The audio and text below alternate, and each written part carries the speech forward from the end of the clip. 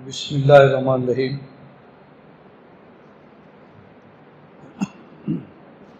سبحان الذی اسری بعبدہ لیلا من المسجد الحرام الی المسجد الاقصی۔ اس آیت مبارکہ سے 15ویں پارے کا اور سورۃ بنی اسرائیل کا آغاز ہوتا ہے۔ اس سورت کا دوسرا نام ہے سورۃ الاسراء، اور اسراء کا معنی ہے رات کو سیر کرانا۔ اللہ تبارک و تعالیٰ نے اس آیت مبارکہ میں ایک سیر کا ذکر کیا ہے جو پروردگار عالم نے اپنے نبی صلی اللہ علیہ وسلم کو کرائی۔ رات کے تھوڑے سے حصے میں المسجد الحرام سے المسجد الاقصی تک، اور وہاں سے پھر 7ویں آسمان کے اوپر تک۔ اسی سیر کو معراج کہا جاتا ہے، اور یہ ایسی فضیلت ہے جو اللہ نے اپنے آخری نبی صلی اللہ علیہ وسلم کو عطا فرمائی ہے کہ اس جیسی فضیلت کسی اور نبی اور رسول کو عطا نہیں فرمائی۔ یہ سورت مکی ہے، اس کا نام بنی اسرائیل بھی ہے، اس لیے کہ اس میں بنی اسرائیل کی بعض بدعہدیوں کا ذکر ہے۔ یا اللہ تعالیٰ نے انسانوں کے لیے چند جامع احکام کا ذکر فرمایا ہے۔ سورۃ الانعام کے آخر میں گزارش کی گئی تھی کہ 10 احکام ہیں، 10 خدائی وصیتیں ہیں۔ یہاں پر وہ 10 احکام بھی آ گئے ہیں اور ان کے ساتھ چند اور احکام بھی آ گئے، اور یہ احکام ایسے ہیں جو اللہ تعالیٰ نے پہلی کتابوں میں بھی نازل فرمائے۔ پہلی بات فرمائی اللہ کی عبادت کرو، دوسری بات والدین کے ساتھ احسان کرو، پھر اگلی بات قریبیوں، مسکینوں، مسافروں کو ان کا حق دے دو، اور کبھی بھی مال کو بے جا نہ اڑاؤ۔ ایک ہوتی ہے فضول خرچی، اس کے لیے لفظ آتا ہے اسراف، یہاں لفظ ہے تبذیر، اس کا معنی بے جا اڑانا۔ اسراف کا مطلب ہوتا ہے کہ جہاں پر خرچ کرنا چاہیے وہاں انسان خرچ کرے اور حد سے زیادہ کرے، اور تبذیر یہ ہوتی ہے کہ بندہ وہاں پہ خرچ کرے جہاں پر سرے سے خرچ کرنا ہی نہیں چاہیے۔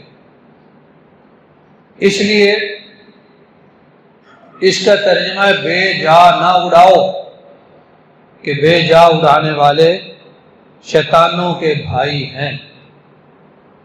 ایک حکم یہ فرمایا کہ خرچ کرتے ہوئے اپنے ہاتھ پورے نہ کھول دو اور بالکل کنجوسی بھی نہ کرو، درمیانہ راستہ اختیار کرو۔ ایک حکم یہ فرمایا کہ بھوک کے ڈر سے اپنی اولادوں کو قتل نہ کرو، پھر فرمایا زنا کے قریب نہ جاؤ، پھر فرمایا کسی جان کو ناحق قتل نہ کرو، پھر فرمایا یتیم کے مال کے قریب نہ جاؤ، پھر فرمایا وعدے کو پورا کرو، پھر فرمایا ماپ اور تول کو انصاف کے ساتھ پورا کرو، پھر فرمایا جس چیز کا علم نہ ہو اس پہ بات نہ کرو، پھر فرمایا زمین پر اکڑ کے نہ چلو۔ یہ سارے احکام جو بیان فرمائے ہیں، آغاز ان کا اس سے ہوا تھا کہ عبادت اللہ کی کرو، اور اختتام بھی اسی پہ ہو رہا ہے فرمایا اللہ کے ساتھ کسی اور معبود کو نہ پکارو، اختتام بھی اسی کے ساتھ ہوگا۔ تو یہ خاص احکامات ہیں جو اللہ تعالیٰ نے یہاں پہ نازل فرمائے۔ اگلی آیات میں اللہ تعالیٰ نے پھر اسی واقعہ کی طرف اشارہ فرمایا جس کا اشارہ پہلی آیت میں ہے۔ فرمایا کہ وَمَا جَعَلْنَا الرُّؤْيَا الَّتِي أَرَيْنَاكَ إِلَّا فِتْنَةً لِلنَّاسِ، جو کچھ ہم نے آپ کو دکھایا اے نبی صلی اللہ علیہ وسلم، ہم نے اسے لوگوں کے لیے آزمائش بنا دیا، ماننے والوں کے لیے اور ان لوگوں کے لیے جو نہیں ماننے والے، آزمائش بن گئی کہ اس کو کس طرح مانے۔ کہ چند لمحات میں یہ واقعہ پیش آیا ہے اور عظیم الشان واقعہ پیش آیا۔ پھر اگلی آیات میں اللہ تبارک و تعالیٰ نے فرمایا کہ میرے نبی صلی اللہ علیہ وسلم تہجد کی نماز پڑھا کریں، نافلۃ لک، آپ کے لیے نفل ہے۔ نفل کا معنی ہوتا ہے اضافی بات، تو اس کا ایک مطلب ہے کہ یہ آپ کے لیے اضافی ہے اجر و ثواب کے لحاظ سے،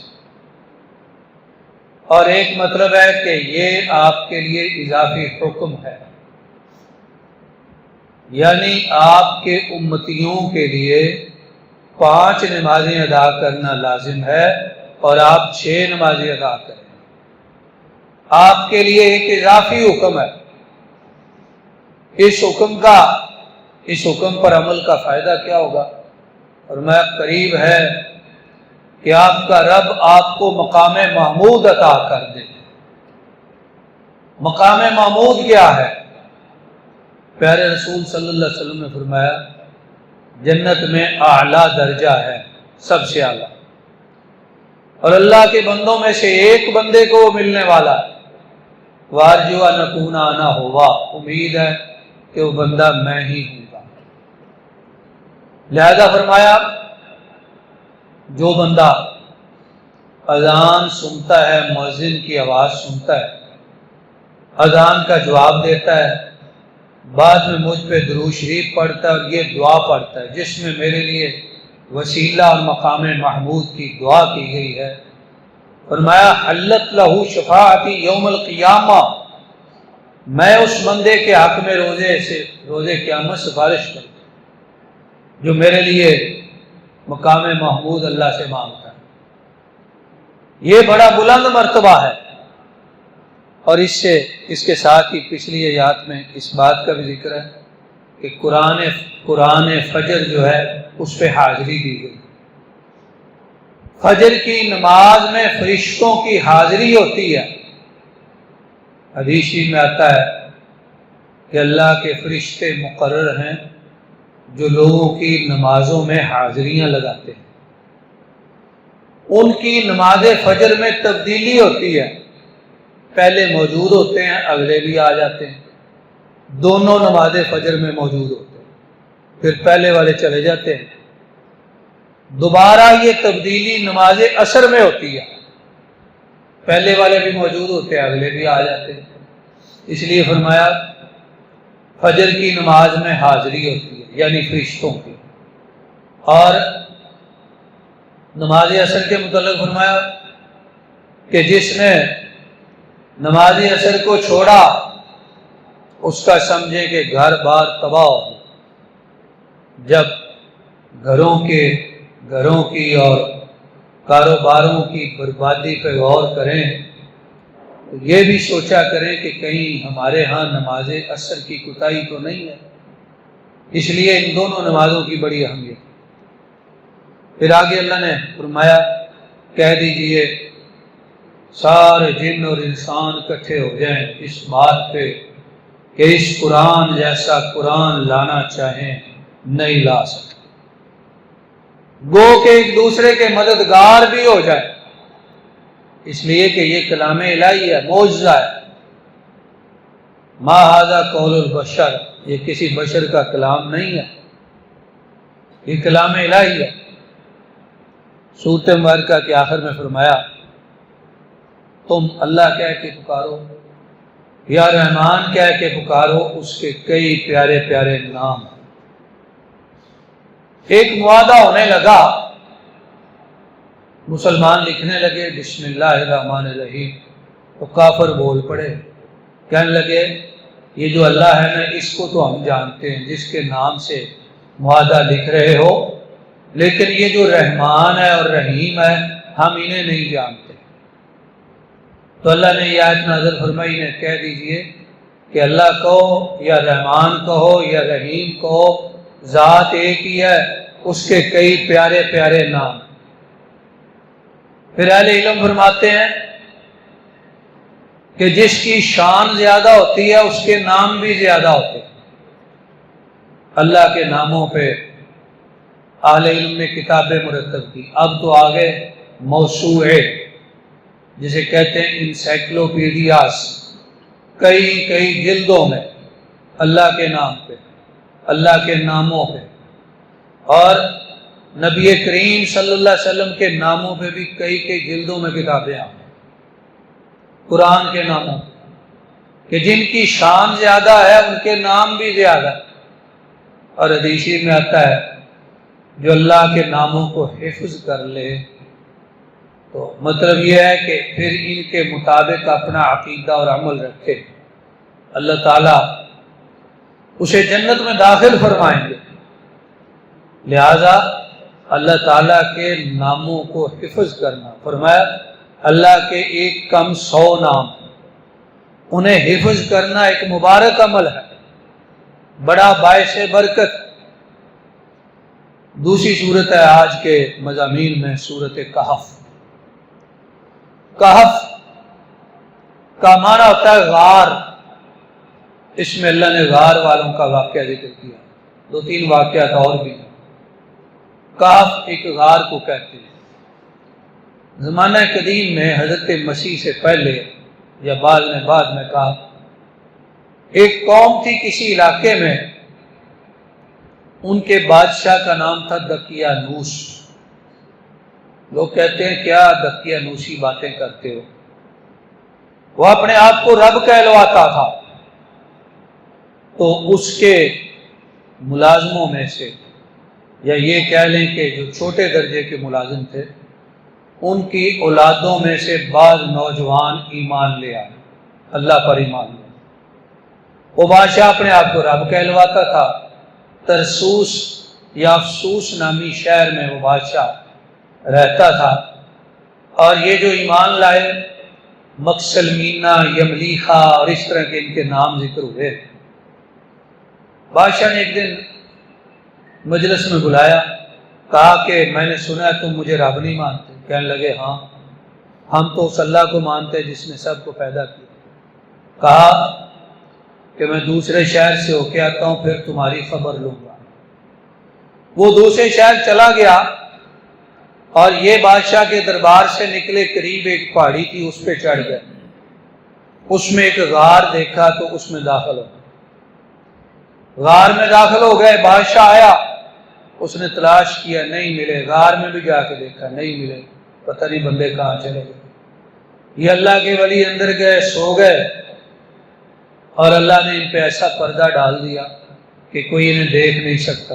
اللہ فرماتے ہیں ہم ان کی کروٹیں بھی بدلتے رہے۔ ان پہ سورج دھوپ بھی ڈالتا تھا۔ یہ اللہ کے بندے، اللہ کے ولی 309 سال تک سوئے رہے۔ 309 سال کے بعد اللہ نے اٹھایا۔ زمانے بدل گئے، بادشاہ بدل گئے، نسلیں بدل گئی۔ اب جو بادشاہ تھا اس کے دربار میں ایک جھگڑا چل رہا تھا کہ کیا اللہ مرنے کے بعد لوگوں کو زندہ کرنے پہ قادر ہے کہ نہیں۔ اور بادشاہ کہتا تھا یا اللہ مجھے کوئی دلیل دکھا دے کہ میں فیصلہ کروں۔ اب 309 سال بعد یہ اٹھے، بھوک لگی ہوئی تھی، ایک کو کہا جاؤ بازار سے کھانا لے کے آؤ۔ اور ساتھ ہی کہا وَلْيَتَلَطَّفْ، ذرا دھیان سے جانا کسی کو تمہارا پتہ نہ چلے۔ وَلْيَتَلَطَّفْ، یا جو ہے نا یا، یہ پہلے نصف سے ہے اور اس کے بعد لام دوسرے نصف سے، یعنی یہ ایسا لفظ ہے کہ جس میں قرآن پاک کا حروف کے اعتبار سے نصف ہوتا ہے، آدھا آدھا قرآن حروف کے اعتبار سے ہوتا ہے۔ کہا ذرا دھیان سے جانا کسی کو پتہ نہ چلے۔ چلا گیا، ایک ہوٹل سے کھانا لیا، اس کو پیسے دیے، تو اس نے کہا یہ پیسے تو بڑے پرانے، کہاں سے لے آئے؟ کہنے لگا یہ کل کی بات ہے، پرانے کیسے ہو؟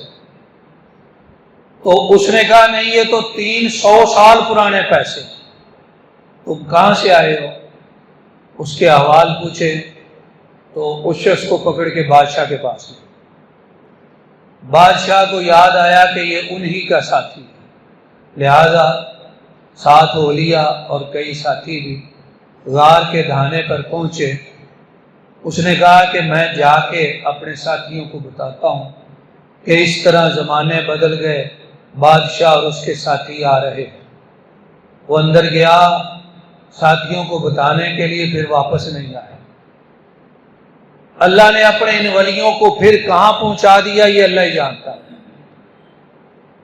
اب ان کے بارے میں آراء ہیں، کوئی کہتا ہے آذربائیجان، کوئی کہتا ہے ترکی میں، کوئی کہتا ہے اردن میں ایک غار ہے جس میں یہ چلے گئے، لیکن اللہ جانتا ہے کہ کہاں چلے گئے۔ باوجود اتنی ترقی اور سائنس کے اور کیمروں اور ڈرونز کے، کوئی اللہ کی چھپائی ہوئی چیزوں کو کھول نہیں سکتا۔ یہاں ایک واقعہ اور آتا ہے، دو بندے تھے باغ والے، ان سے ملتا جلتا واقعہ سورۃ قلم میں بھی آتا ہے، اس لیے اختصار کی غرض سے اس کو چھوڑتے ہیں۔ ایک واقعہ یہاں پہ حضرت موسیٰ اور خضر کا آتا ہے۔ جناب موسیٰ علیہ السلام اپنی قوم میں مجلس میں تھے، کسی شخص نے کہا جی آپ سے بڑا کوئی عالم ہے؟ فرمایا نہیں۔ تو اللہ نے فوراً وہی فرمائی کیوں نہیں، بلا عبدنا خضر، کیوں نہیں، ہمارا ایک بندہ ہے خضر، خا پہ زبر زواد کے نیچے زیر خضر، لیکن ہمارے یہاں الٹا مشہور ہو گیا خضر، تو جیسے مشہور ہو گیا پھر میں اسی طرح بولوں گا خضر۔ کہا ہمارا ایک بندہ خضر ہے، اور یہاں حدیث میں واضح ہے اذ لم يرد العلم الى اللہ، حضرت موسیٰ نے علم اللہ کی طرف کیوں نہیں لوٹایا؟ جب پوچھا گیا آپ سے بڑا کوئی عالم ہے تو کہتے اللہ جانتا ہے یا نہیں مجھے نہیں پتا۔ کہا نہیں کوئی نہیں۔ لہذا علم کے معاملے میں اس طرح نہیں کہنا چاہیے کہ میرے جیسا کوئی بھی نہیں۔ اللہ نے اپنے نبی کو تنبیہ فرما دی، عام انسان کی کیا حیثیت ہے؟ یا اللہ وہ بڑا علم والا ہے تو میں اس سے مل سکتا ہوں، اس سے علم حاصل کر سکتا ہوں؟ فرمایا ہاں۔ یا اللہ کہاں رہتا ہے؟ فرمایا چلتے جاؤ، جہاں دو دریا اکٹھے ہوتے ہیں نا وہاں رہتا ہے۔ چل پڑے، ساتھ اپنے خادم حضرت یوشع بن نون کو لے لیا، چلتے گئے، وہاں پہ پہنچے ایک مقام پہ، وہ جہاں دو دریا اکٹھے ہوتے تھے، اور ساتھ اللہ نے نشانی بتائی تھی ایک مچھلی پکڑ لو، مچھلی، جہاں مچھلی بھاگ جائے گی وہ وہیں رہتا ہے۔ جہاں دو دریا اکٹھے ہوتے تھے وہاں تھوڑی دیر ٹھہرے، لیٹ گئے، مچھلی نکل گئی، خادم دیکھ رہا تھا لیکن اس نے حضرت موسیٰ کو بتایا ہی نہیں، بھول گیا، اٹھ کے آگے چل پڑے۔ کافی آگے چلے گئے تو آگے جا کے تھک گئے، کہا خادم وہ مچھلی لاؤ پکائیں، ہم تو تھک گئے، بھوک بھی لگ گئی۔ تو عرض کی وہ تو مچھلی جہاں ہم پہلے ٹھہرے تھے نا وہاں نکل کے بھاگ گئی۔ فرمایا تم نے مجھے بتایا کیوں نہیں؟ کہا جی میں بھول گیا۔ فرمایا ہم نے جانا بھی وہی تھا نا، چلو واپس۔ پھر واپس اپنے قدموں کے نشان پہ چلتے آئے، اور ساتھ دیکھتے رہے دریا کا کنارہ تھا، ریت تھی کہ مچھلی جہاں پہ بھاگی تھی تو مچھلی کا نشان ریت میں لگا ہوا، لہذا اس جگہ پہ واپس پہنچے۔ ایک بندہ نظر آیا، اس کو کہا السلام علیکم۔ اس نے کہا انا بعرض کا سلام، اور یہاں سلام لینے والا کون آ گیا؟ کہا جی میں موسیٰ ہوں۔ کہا کون سے موسیٰ ہو؟ کہا میں بنی اسرائیل والا موسیٰ ہوں۔ کہا اچھا اگر بنی اسرائیل والے موسیٰ ہو تو سنو، ایک علم اللہ نے تمہیں دیا جو میں نہیں جانتا، اور ایک علم اللہ نے مجھے دیا جو تو نہیں جانتا۔ پھر کہا دریا میں ایک کشتی تھی، کشتی کے کنارے پہ ایک چڑیا بیٹھی تھی، اس نے چونچ پانی کی بھری اور اڑ گئی۔ کہا موسیٰ وہ چڑیا دیکھ رہے؟ جی جی۔ میرا علم اور تیرا علم اور ساری مخلوقوں کا علم اللہ کے علم کے مقابلے میں اتنا بھی نہیں جتنا اس دریا سے یا سمندر سے چڑیا نے چونچ بھر کے پانی اٹھا لیا۔ اللہ کا علم سمندروں اور دریاؤں کے پانیوں سے بھی بڑھ کر ہے، اور ہمارا علم جتنا پانی اس چڑیا نے لیا اتنا بھی نہیں۔ لہذا عرض کی بات کی کہ میں آپ کے ساتھ رہ سکتا ہوں؟